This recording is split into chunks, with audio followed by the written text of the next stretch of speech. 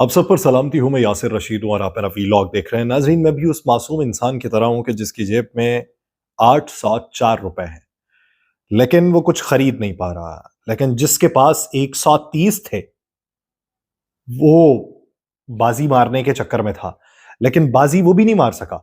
और इत्तलात ये हैं कि 130 वाला जो है, वो पिया मुल्क सुधारने की बात कर रहा है। पिया मुल्क उसका ये तो है नहीं, और जो मुल्क है वो वहां पे सुधारने की बातें हो रही हैं। इत्तलात ये हैं कि मियां मोहम्मद नवाज शरीफ साहब जो हैं, उनकी तबीयत नासाज है और वो अपने मेडिकल चेकअप के लिए लंदन जाना चाहते हैं। ये खबर मैं नहीं दे रहा, जावेद लतीफ साहब ने दी है। मैं कहूंगा तो जाहिरी तौर पे कहा जाएगा कि ये मियाँ साहब के बारे में ऐसी बातें हो रही हैं। उसकी बुनियादी तौर पे वजह यह है कि NA 128 से भी रिजल्ट आ गया।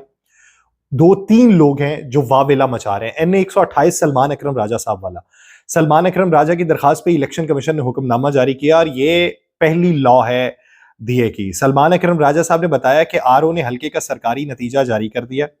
हुक्मनामे के अंदर ये लिखा गया कि केस का फैसला RO की तफसीली रिपोर्ट और मुखालिफ उम्मीदवारों को नोटिस जारी किए बगैर दिया नहीं जा सकता।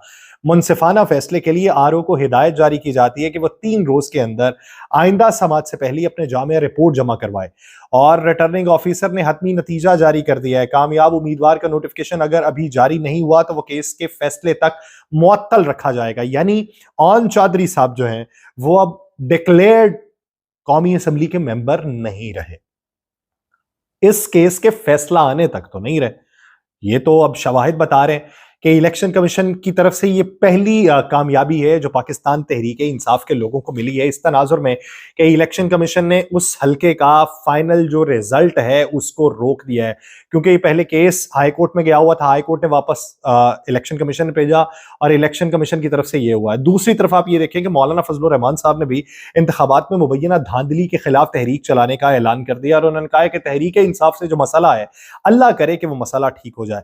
यानी इस जगह पे आके मौलाना हार मानते हुए दिखाई दे रहे और मौलाना ने हाथ उठा के कह लिया कि यानी वो इस बात का बबांगे दोहल ऐलान कर रहे हैं।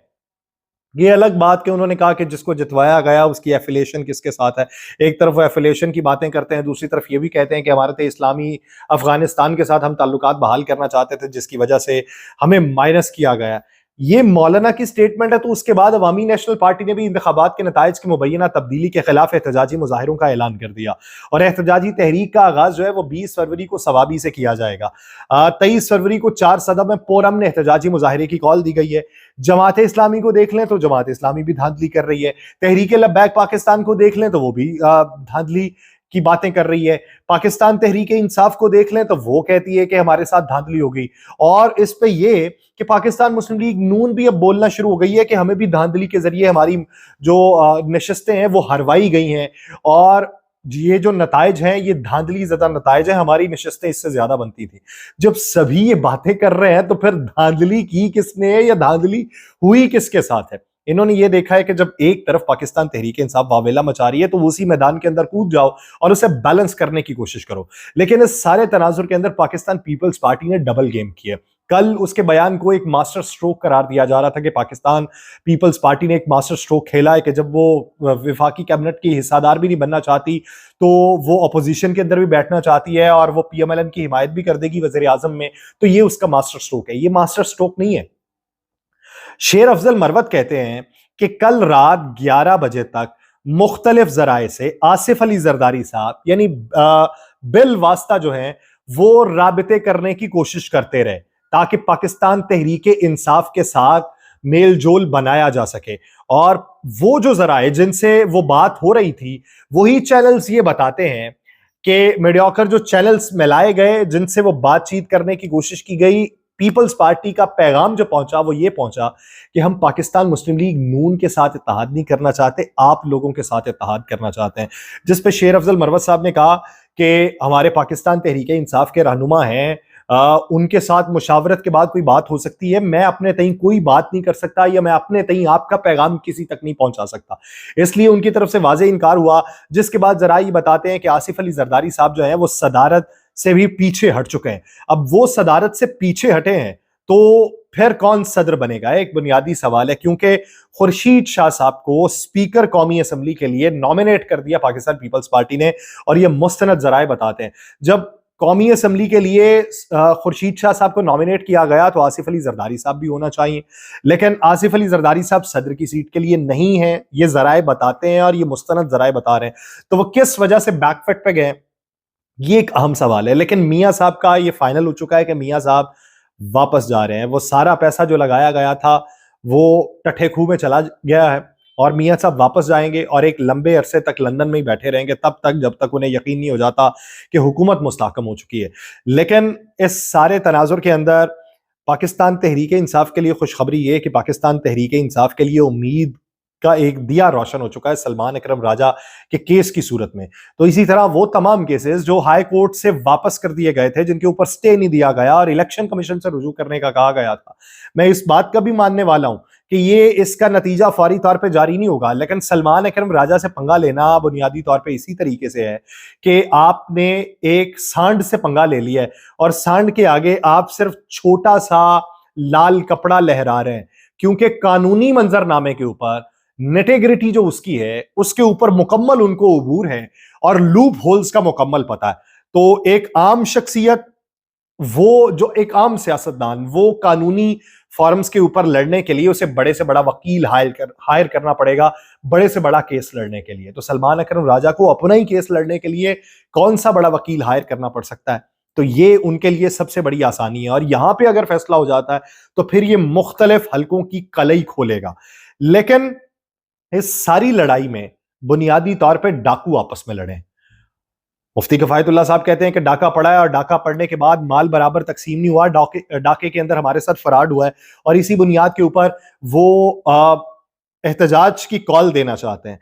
लेकिन पाकिस्तान की तरक्की किस सूरत में हो सकती है कि जब आपको वफाकी वजीर के तौर पे नाम अताउल्लाह तारड़ का सुनना पड़े, जब आपको माजी वाले नाम ही दोबारा सुनना पड़े जो चले हुए कारतूस हैं, तो फिर पाकिस्तान के अंदर मुआशी मंजरनामा बेहतर नहीं हो सकता। फिर सिर्फ यही हो सकता है कि अपने तई ये हुकूमत बना के सिर्फ ये दावेदार हो सकें कि हम मईशत को बेहतर करना चाहते हैं। बसूरत दीगर अमरीका वाज़े तौर पे पैगाम दे चुका और अमेरिका ने बाकायदा तौर पे ये पैगाम दिया है कि मुल्क के अंदर शफाफ इलेक्शन नहीं हुए जो पाकिस्तान के इस्तेहकाम के ऊपर एक बिग क्वेश्चन मार्क होंगे। और फिर उसके अलावा IMF की तरफ से भी अभी कुछ रेजिस्टेंस है जो बकिया इमदाद आनी है और ये सारे शोर शराबे में कि जहां पे स्टॉक एक्सचेंज जो है उसको बहुत बड़ा धचका लगा है। पाकिस्तान में सरमायाकारी के हवाले से बहुत बड़ा धचका लगा है कि जब बैनुल अक़वामी सतह पे एक तासुर ये बन चुका है कि पाकिस्तान में धांधली ज़दा इलेक्शन हुए हैं, पाकिस्तान में केओस हो सकता है, पाकिस्तान में इसके एहतजाजी तौर पे मुजाहिरे देखने को मिल सकते हैं, पाकिस्तान में सरमायाकारी के हवाले से बेयकीनी की कैफियत फैल सकती है। तो इसी वजह से IMF भी सोच विचार में है और उसी के साथ वो हमसाया मुमालिक जिनके बारे में ये सारी PDM की हुकूमत में शामिल जमातें ये बात करती थी कि पाकिस्तान तहरीक इंसाफ से वो खाइफ दिखाई देते थे और उनकी खारजा पॉलिसी से, वो पाकिस्तान के इन इंतखाबात के बाद अब वो भी खाइफ दिखाई देते हैं और पाकिस्तान के बारे में बड़ा मोहतात रहना चाहते हैं। अब ये देखना है कि मियाँ साहब के बाहर जाने और 3 से 4 मार्च ये 2 दिन है जब वजीर आजम का इंतखाब होना। अभी ये क्या नाम है, फिल वक्त इनके पास अभी तक कोई नाम मुत्तफिक नहीं हो सका और नाम हुआ है तो उसके लिए नंबर्स गेम मुकम्मल नहीं हो सकी। उसके साथ साथ 8 मार्च को नए सदर का इंतखाब होना, ये सेनेट के इलेक्शन से पहले नए सदर का इंतखाब कर लेंगे।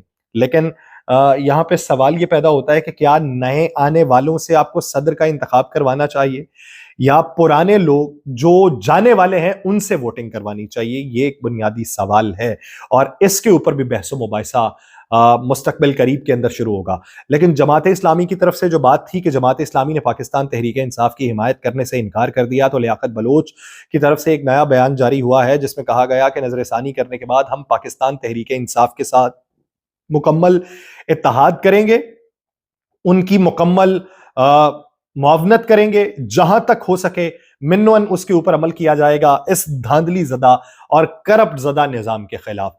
और पाकिस्तान तहरीक इंसाफ की तरफ से कहा गया था कि खैबर पख्तूनख्वा की हद तक जमात इस्लामी से और वफाक के अंदर MWM से। अब जहां से जमात इस्लामी की नशिस्तें खत्म कर दी गई हैं तो मखसूस नशिस्तें जो हैं वो अगर हासिल कर भी ली जाएं तो वो पाकिस्तान तहरीक इंसाफ को नहीं मिलेंगी, वो जमात इस्लामी को मिलेंगी, जो जमात इस्लामी की तरफ से मखसूस नशिस्तों के लिए फॉर्म दायर किए गए हैं। इस बारे में अगले व्लॉग में इसके जो कानूनी निकात है उसके ऊपर आपको ब्रीफ करूंगा। तब तक के लिए मुझे दीजिए इजाजत। अल्लाह निगहबान।